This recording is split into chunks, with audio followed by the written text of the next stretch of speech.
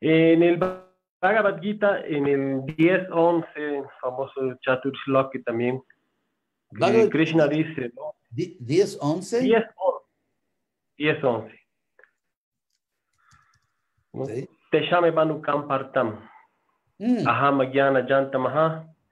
Nasayami Atma Babasto Gyana Dipena Basvata. O sea, ahí Krishna está reflejando que a veces, dice, no, eso es lo que quiero entender. Por mi misericordia yo ilumino desde dentro del corazón al devoto y le saco de la ignorancia. Entonces, eso querría decir que en algunas ocasiones el devoto no necesariamente está bien versado en el conocimiento, pero tiene devoción. Entonces, Krishna... Entiendo.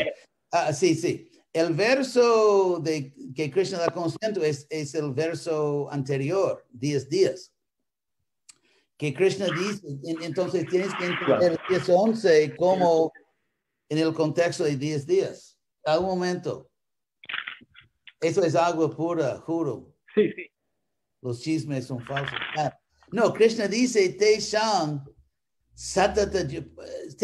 para aquellos, Satata Yuktanam, siempre ocupados en servicio, Bhajatam Priti Purvakam, y con amor, sí, dando prioridad al amor, literalmente. Prioridades purves son palabras cognatas. Entonces, Tesham Satata Yuktanam, Bhajatam Priti Purvakam. Krishna dice, Tadami buddhi yogam tam, jenamam upajantite. Es muy interesante. Krishna dice que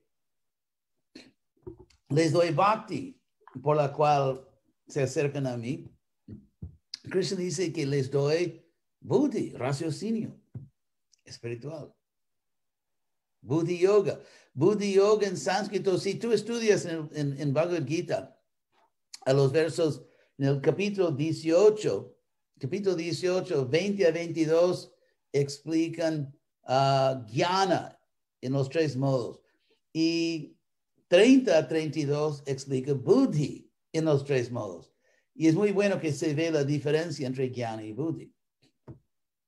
Que jnana es conocimiento sintético y buddhi es conocimiento analítico.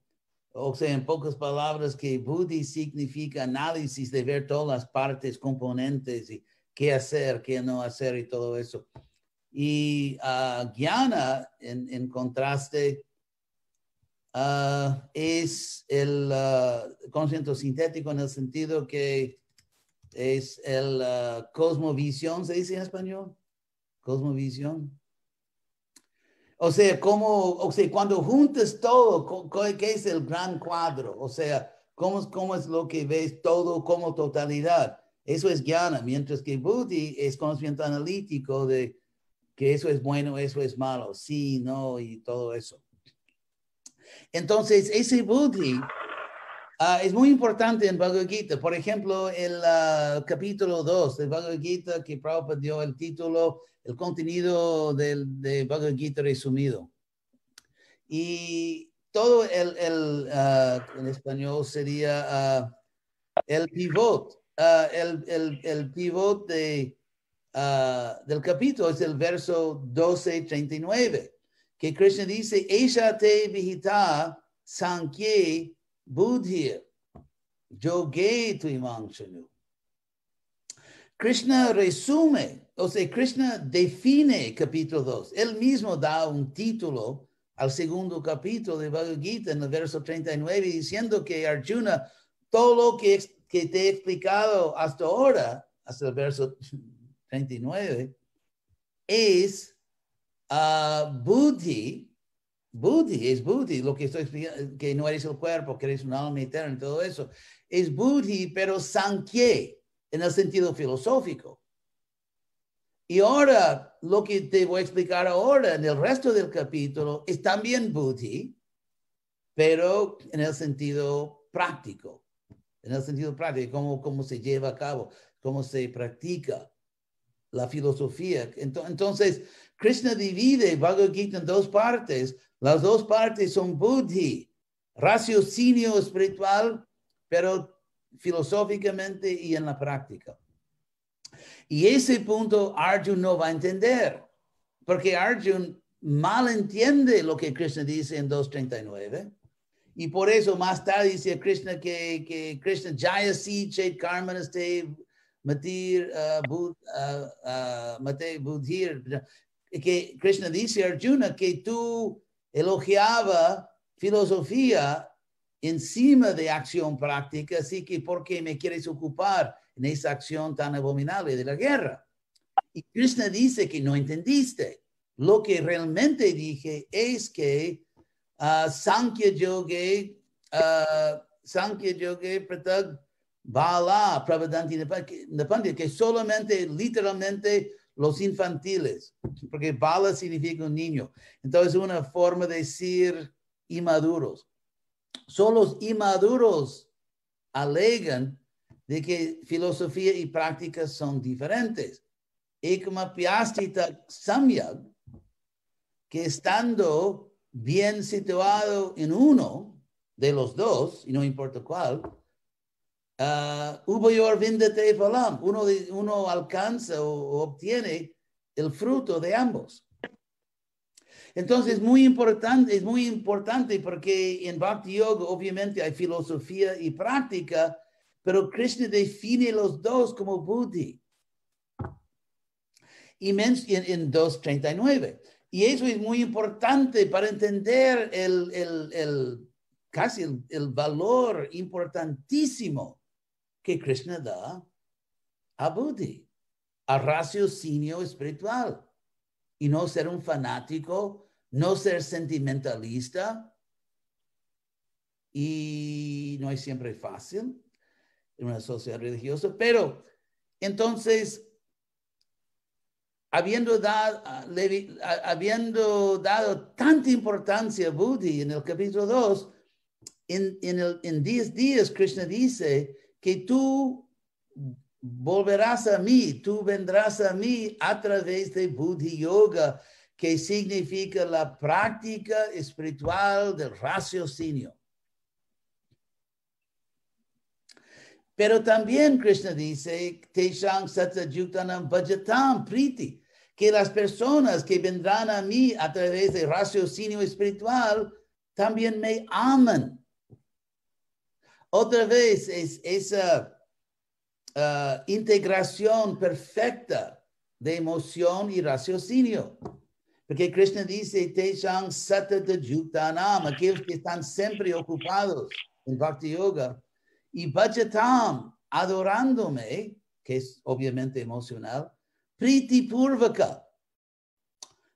Voy a explicar un poco de ese sufijo Purvaka, si lo aguantas, un poco de gramática, que Purva en sánscrito, tenemos en español todavía una palabra cognata, que es previo, Purva previo.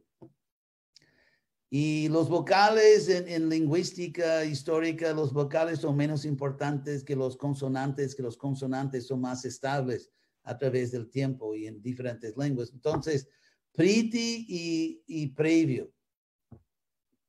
Y purva quería decir. Purvaka, y ka significa haciendo como el primero.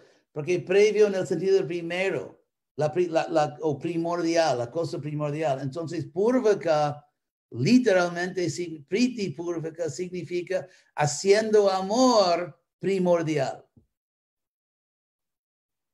Haciendo amor la primera cosa. Haciendo amor primordial. Eso es priti purvaka. Entonces, Krishna dice que Bhajatam, para aquellos que me adoran, haciendo amor primordial, yo les doy. O sea, si uno tiene ese amor, ¿qué es lo que Krishna te da? No solo más amor, sino raciocinio. Raciocinio. Y ese raciocinio que guía a tus emociones te lleva a Krishna. Tesham sarajuktanam bachatam priti purvakam dadami buddhi yogam da. En sánscrito es da en español, es interesante. Dadami buddhi yogam tang jena, por el cual. Jena significa por el cual. Jena mam, a mí, upajanti, vienen te, ellos.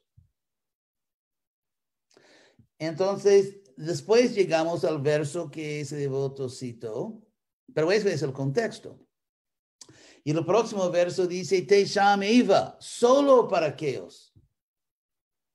En el primer verso, Krishna dijo, Tesham, para aquellos que están siempre ocupados. Aquí, Krishna dice, y únicamente para aquellos.